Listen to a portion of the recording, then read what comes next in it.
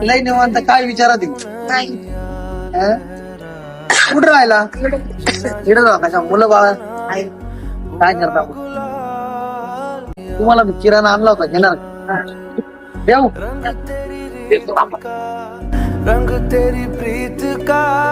रंग तेरी जीत का है लाई लाई लाई हो बघा काही बाबा काय